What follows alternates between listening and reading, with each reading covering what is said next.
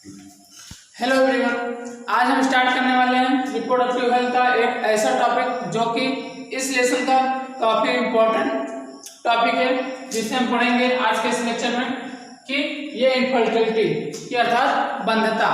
बंधता क्या होती है उसके बारे में जानते हैं। बंधता जहां पर एक कपुल या फिर एक पति पत्नी असुरक्षित सहवास या फिर असुरक्षित यौन क्रिया के फलस्वरूप बच्चे पैदा कर पाने में असमर्थ होते हैं, तो ऐसे दंपति को, ऐसे पति पत्नी को इनफर्टिलिटी अर्थात बंधता कहते हैं। इस अवस्था को बंधता कहते हैं। असुरक्षित सहवास, असुरक्षित यौन क्रिया, आप समझ रहे हैं। असुरक्षित अर्थात मेंस्ट्रुअल साइकिल का वो फेज, वो डेज अर्थात वो 12 से 18 डेज जो मध्य होता है, क्या होता है? असुरक्षित सहवास अर्थात 14 डेज के करीब जो ओवरी से ओवम निकलता है और इधर से स्पर्म पहुंच जाता है तो वे फर्टिलाइज हो जाते हैं। तो असुरक्षित सहवास के बावजूद कि एक ऐसे काल में उन्होंने यौन क्रिया किया कि जिस दौरान सबसे ज्यादा संभावना होती है किसके? फर्टिलाइजेशन होने की। उस समय भी ये सहवास करने के फलस्वरूप भी ये बच्चे प्रोड्यूस कर पाने में असमर्थ होते हैं। तो ऐसी अवस्था को हम क्या बोलते हैं? इनफर्टिलिटी अर्थात बंधता। समझ में आया ना? तो अब इनफर्टिलिटी के कई कारण हो सकते हैं। कारण यह हो सकता है कि या फिर असुरक्षित सहवास तो किए लेकिन ओवरी के द्वारा ओवम ही रिलीज न हुआ, या फिर जो पुरुष होते हैं अर्थात मेल होते हैं उनके टेस्टिस के द्वारा स्पर्म ही प्रोड्यूस न किए गए, या फिर स्पर्म प्रोड्यूस भी हों तो उनके नंबर ऑफ काउंट होते हैं, जो नंबर ऑफ स्पर्म काउंट होते हैं, स्पर्म की संख्या होती है, वे काफी कम हो सकते हैं। तो आज सब वजहों के कारण से ये फर्टिलाइजेशन नहीं हो सका। अब क्यों नहीं हो सका? क्योंकि स्पर्म और ओवम का मिलान नहीं हुआ। अब मिलान किस लिए नहीं हो पा रहा है? क्या कारण है कि ओवम रिलीज क्यों नहीं हो रहा है, या फिर हो भी रहा है तो क्यों नहीं हो रहा है? फिर स्पर्म रिलीज हो रहा है तो उसका क्यों फर्टिलाइजेशन नहीं हो रहा? तो उन सबके कई रीजन हो सकते हैं। रीजन ये हो सकता है कि जो दंपति है किसी एक साथी में शारीरिक रूप से या फिर दोनों के अंदर भी हो सकता है कि शारीरिक रूप से ये क्षतिग्रस्त हो, या फिर जन्मजात रूप से ही वे ऐसे हों कि उनके द्वारा स्पर्म या फिर ओवम का रिलीज ना हो सके। ओके, या फिर वो किसी डिजीज से ग्रसित होते हैं, रोग जन्म की उनके अंदर कोई डिजीज हो जिसके कारण ये सब नहीं हो पा रहा है, या फिर और भी हो सकते हैं कि ड्रग्स आज लेने पर या फिर कुछ औषधिक दवाइयाँ मेडिसिन लेने के कारण ये सब ना हो पा रहे हैं। तो आज कारण रह सकते हैं, प्रतिरक्षात्मक हो सकती है, मनोवैज्ञानिक हो सकती हैं। तो आज सब वजहों से वे क्या कि वे फर्टिलाइजेशन कर ना पाने अर्थात युग्मकों के संलयन करा पाने में असमर्थ होते हैं। कभी कभी ये भी देखा गया है कि जो है स्त्री जो है वो फर्टिलाइजेशन करने के लिए जो फैलोपियन नलिका में होता है एम्पुला वाला स्थान, तो उन सब के लिए तो वे एलिजिबल है, योग्य है, लेकिन उनके ओवरी के द्वारा ओवम का रिलीज ही नहीं हो पाता। तो ऐसी स्थिति में क्या किया जाता है, उन सबको हम आगे बता देते हैं, फिर भी थोड़ा बता दें कि उस स्थिति में हम जो है बाहर से किसी दाता स्त्री के अंडार्ग अर्थात ओवम को वो हम इम्प्लांट करते हैं, इम्बेडेड करते हैं किसमें? फैलोपियन नलिका में, ताकि उनका फर्टिलाइजेशन हो सके। वे सब हम अभी आपको आगे बताएंगे। उन्हीं सब के लिए तो एक ऐसी विशिष्ट तकनीक का प्रयोग किया गया जो कि है ART, ओके, जिसे हम बोलते हैं असिस्टेड रिप्रोडक्टिव टेक्नोलॉजी, जिसके अंतर्गत हम ये 3 पार्ट के रूप में पढ़ेंगे। एक पॉइंट और रह जाता है इसमें इनफर्टिलिटी में कि इनफर्टिलिटी में जहां पर कि आज के समाज में दोष स्त्रियों के ऊपर जाता है कि ये बच्चे पैदा कर पाने में असमर्थ है, जबकि ऐसा नहीं है। ये समस्या पुरुष साथी में भी हो सकती है कि उनके नंबर ऑफ स्पर्म जो काउंट कम हो वे कम होते हैं। तो आज सब वजहों से ये पुरुष का भी उसमें सहायता होता है इनफर्टिलिटी में। ये केवल एक पर्सन है अर्थात एक दंपति में केवल एक साथी का उपयोग नहीं हो सकता, वो किसी से भी हो सकता है। दोस्त लेकिन केवल स्त्रियों को दिया जाता है, जबकि ऐसा नहीं होता, ये दोनों साइड से हो सकता है। ओके, अब हम पढ़ते हैं ART। एक चीज और कि इसमें कुछ उपचार ऐसे हैं कि जैसे मान लो कुछ शारीरिक हो गया या फिर कुछ औषधिक हो गया या फिर कुछ डिजीजेज हो गए, तो इन सब का निदान के लिए एक ऐसी संस्था बनाई गई है जिसे हम बोलते हैं इनफर्टिलिटी क्लिनिक।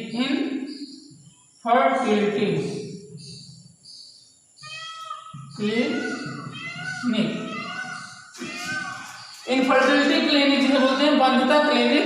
यहाँ पर इन कुछ का उपचार जो है एलिजिबल है, तो इनका उपचार हो जाने से जो बंधुता की अवस्था होती है वो दूर हो जाती है तथा वे बच्चे प्रोड्यूस कर सकते हैं। लेकिन कुछ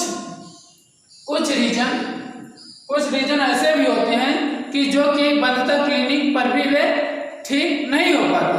तो इन सब को दूर करने के लिए हम एक ऐसी विशिष्ट तकनीक का प्रयोग करेंगे जहां पर ये सब बच्चे पैदा कर पाने में समर्थ होंगे। इस ऐसी तकनीक को हम क्या बोलते हैं? सहायक जनन प्रौद्योगिकी, जिसे बोलते हैं ART, assisted reproductive technology. Okay, इसके अंतर्गत हम पढ़ेंगे 3 पार्ट में। एक तो IVF, एक है ICSI और तीसरा है IVF। इस लेक्चर के अंतर्गत हम केवल IVF के अंतर्गत होने वाली सारी परिघटना के बारे में जानेंगे तथा नेक्स्ट लेक्चर में ICSI तथा IVF के बारे में पढ़ेंगे। तो IVF, अब IVF देखो यहाँ पर दोनों शब्द मेल खा रहे हैं, एक IVF इधर एक IVF इधर, लेकिन इन दोनों का मतलब अलग अलग है। एक का नाम है इन विट्रो फर्टिलाइजेशन और एक का नाम है इन विवो फर्टिलाइजेशन। अब इन विट्रो फर्टिलाइजेशन जिसे हम बोलते हैं पानीय निषेचन अथवा पात्र निषेचन भी बोल सकते हैं। अब इसमें क्या होता है, इस तकनीक में पुरुष साथी या फिर दाता पुरुष के जो स्पर्म होते हैं उसको लिया जाता है और स्त्री के अर्थात स्त्री या फिर जो दाता स्त्री होता है वो उनके ओवरी के द्वारा ओवम को एकत्रित किया जाता है। इन दोनों को एकत्रित करके ये प्रयोगशाला में दोनों का फर्टिलाइजेशन होता है अर्थात संलयन होता है। तो उसके फलस्वरूप युग्मनज का निर्माण किया था। उन्हीं युग्मनज का हम फैलोपियन नलिका में या फिर यूट्रस में उनका इम्प्लांट करते हैं, उनके अंदर एंट्री करवाते हैं। तो अब ये कैसे होता है, मान लो एक फिगर की तरह समझो, ये क्या मैं बोलने का प्रयास कर रहा हूँ। ये प्रयोगशाला में है ना, प्रयोगशाला में ये एग है किसका? मान लो कोई दंपति है तो उसमें स्त्री का या फिर आप एक मूवी देखे होंगे कि विक्की डोनर में यही दिखाया गया है कि वो स्पर्म देता है ना। तो उस स्थिति में क्या हुआ था उसमें कि वो डोनर के रूप में ये दिया जाता है, या क्योंकि अब स्त्री जो है ओवम रिलीज नहीं कर सकती तो ये स्त्री के द्वारा न लेकर किसी दाता स्त्री के द्वारा, मतलब कोई एक अन्य पर्सन जो हमें ओवम दे रहा है, तो उस ओवम को हम लिए ओके एक ग्लास में या फिर एक ऐसे उपकरण में जहां पर इसका संलयन कराना संभव होता है। तो उस हम दाता स्त्री के द्वारा लिए कौन क्या ओवम, या फिर उस स्त्री के द्वारा भी ले सकते हैं जो देने योग्य है अर्थात जिसको ये बच्चा चाहिए। तो ओके, उसके पश्चात फिर हमने क्या देखा, अब यहाँ पर चूंकि संलयन करवाना है तो हमें स्पर्म की आवश्यकता होगी। स्पर्म की आवश्यकता हो सकती है तो अर्थात जो कपल होते हैं, दंपति होते हैं, उनके जो पुरुष साथी होते हैं, पुरुष साथी चूंकि वो स्पर्म प्रोड्यूस करते हैं तो उनसे हम स्पर्म लेते हैं। यदि यह वे स्पर्म देने में समर्थवान नहीं है तो अब हम क्या करते हैं कि वे हम किसी दाता पुरुष अर्थात जैसे विक्की डोनर मूवी में था कि वो क्या देने का कार्य करता था, स्पर्म ही देने का कार्य करता था। तो उसी प्रकार किसी हम दाता पुरुष से क्या लेते हैं, स्पर्म लेते हैं जो कि इसमें फर्टिलाइज इसमें डाल दिया जाता है। तो ये आगे चल के सेम ये भी ध्यान देना, ये एक ऐसे वातावरण में हो रहा है जैसे कि शरीर के अंदर वातावरण पाया जाता है कि एकदम उसके अनुकूल ही ये अनुकूल इसके वातावरण बनाया जाता है जहां पर ये दोनों आपस में फर्टिलाइजेशन हो जा सके, मतलब कि ये बिल्कुल जो ये स्थिति ये बिल्कुल फैलोपियन नलिका के अनुरूप एकदम तैयार की जाती है। तो अब इन दोनों का फर्टिलाइजेशन हुआ तो पहले टू सेल का स्टेज का निर्माण होता है ना, तो अब इस सेल का निर्माण आगे होता है तो ये डेवलपमेंट करते हैं। तो 8 सेल या फिर 16 सेल, हम आपको बता दें 2 से 4, 4 से 8, 8 से 16 आज का निर्माण होता है ना। तो अब ये निर्माण हो गया जिसे हम बोलते थे ब्लास्टोमियर, अर्थात 8 से 16 कोरक खंड जो होते हैं जिसे हम ब्लास्टोमियर भी बोल सकते हैं, या फिर इसे अब हम यहाँ से युग्मनज भी बोल सकते हैं, इसे भी युग्मनज बोल सकते हैं, या फिर प्रारंभिक युग्मनज बोल सकते हैं। अब चूंकि यहाँ पर प्रयोगशाला में यहाँ तक युग्मनज का निर्माण हो चुका है, इसे हम प्रारंभिक भ्रूण भी बोल सकते हैं, अर्थात एम्ब्रियो। तो अब हम इसको किसी उपकरण की सहायता से इसको हम इंजेक्ट करते हैं किसके अंतर्गत, ये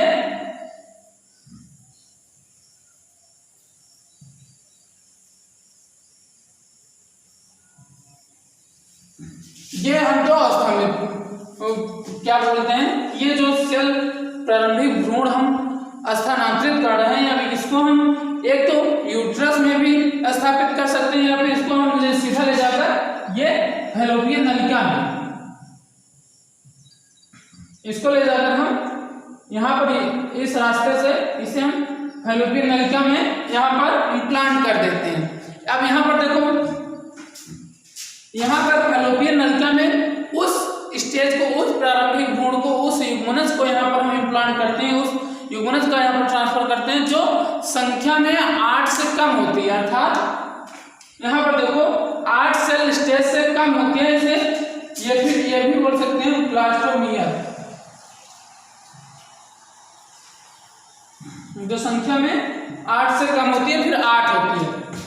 तो जो ब्लास्टोमियर होती है या फिर 8 सेल स्टेज वाली जो होती है, तो उसे हम क्या बोलते हैं, उसे हम उस उपकरण की सहायता से प्रयोगशाला में तैयार हुआ, तो उस उपकरण की सहायता से उसे हम फैलोपियन नलिका में उसे इम्प्लांट कर दिए, अर्थात ट्रांसफर कर दिए। तो उस स्थिति को हम क्या बोले कि ये जाइगोट इंट्राफैलोपियन ट्यूब, जाइगोट अर्थात युग्मनज, युग्मक नहीं, युग्मनज के पश्चात दो युग्मकों के मिलने से क्या बना, युग्मनज। तो उस युग्मनज का हम ट्रांसफर कर दिए फैलोपियन ट्यूब में, उसे हम बोलते हैं जिफ्ट, अर्थात ZIFT,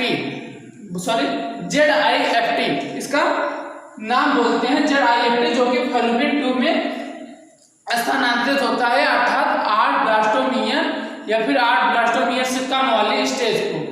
अब इसी में यह भी हो सकता है कि ये जो है सेल में अब 8 से अधिक भी ब्लास्टोमियर ये डेवलपमेंट कर सकते हैं। तो अब ये जब 8 से अधिक होते हैं, 8 से अधिक हो सकते हैं, 8 से 16 हो सकते हैं, तो ऐसी स्थिति को हम क्या बोलते हैं, 8 सेल स्टेज या फिर 8 ब्लास्टोमियर नंबर। अब ये क्या है कि 8 से ज्यादा है, ये 8 से कम है, तो 8 से ज्यादा वाले जो स्टेज होते हैं, ब्लास्टोमियर होते हैं, उसे हम बोलते हैं इंट्रायूट्राइन ट्रांसफर, अर्थात उसे हम क्या करते हैं, जो 8 से अधिक होते हैं ब्लास्टोमियर, उसको हम ट्रांसफर करते हैं यूट्रस में परिवर्धन के लिए, उसको हम यहाँ पर न ले जाकर उसको हम यहीं पर इसका इम्प्लांट कर देते हैं, फिर इम्प्लांट कर देते हैं। ओके, उसे बोलते हैं इंट्रायूट्राइन ट्रांसफर। इतनी बात आई समझ में? बहुत अच्छे समझाया, आपको समझ में आ जाना चाहिए। तो देखो फिर से बात देखते हैं, प्रयोगशाला में संलयन हुआ, जैसा कि यहाँ पर आपको हम बताएं, तो इन विट्रो फर्टिलाइजेशन, जिसे हम आफ्टर फर्टिलाइजेशन के बाद, ध्यान देना कि इन विट्रो फर्टिलाइजेशन में आफ्टर फर्टिलाइजेशन, यहाँ पर बोले थे ना कि इन दोनों का आफ्टर फर्टिलाइजेशन के पश्चात युग्मनज हुआ, तो इस जो IVF होता है पालने निषेचन में, वे IVF अर्थात जो जीवे निषेचन उनसे विपरीत बिल्कुल होता है। तो इसमें क्या होता है कि इन विट्रो फर्टिलाइजेशन में फर्टिलाइजेशन हुआ, प्रयोगशाला में सेल का निर्माण हुआ, अब उसमें 8 सेल से कम है या फिर अधिक है, उसको बता दिए कि 8 सेल से कम स्टेज वाले को हम जिफ्ट बोलते हैं, जिसको हम फैलोपियन नलिका में ट्रांसफर करते हैं। 8 से अधिक है तो उसके डेवलपमेंट के लिए हम उसे यूट्रस में ही अर्थात गर्भाशय में ही उसका इम्प्लांट कर देते हैं। तो अब हमें आफ्टर फर्टिलाइजेशन पश्चात जो युग्मनज तैयार हो रहा है उसे हम प्रारंभिक भ्रूणों में बोल सकते हैं ना, जिसको हम प्रारंभिक भ्रूण बोल सकते हैं, नहीं प्रारंभिक भ्रूण अर्थात इनिशियल इनिशियल जो एम्ब्रियो होता है उसे हम यूगोनस के रूप में भी कह सकते हैं। तो उस यूगोनस को हम क्या नाम दिए हैं आज? Test tube baby. Test tube baby, इसका मतलब समझ गए ना कि एक ट्यूब में ऐसा भ्रूण का निर्माण किया जा रहा है जो कि हम फैलोपियन नलिका में या फिर यूट्रस में स्थानांतरित कर दें, तो उस अवस्था को क्या बोलते हैं? टेस्ट ट्यूब बेबी, जो कि आप नाम सुन चुके होंगे इसका। तो आज के इस लेक्चर में सिर्फ इतना पढ़ते हैं, फिर नेक्स्ट लेक्चर में हम जानेंगे ICSI क्या होता है और IVF क्या होता है। ओके, इतनी बात आई समझ में? ठीक है।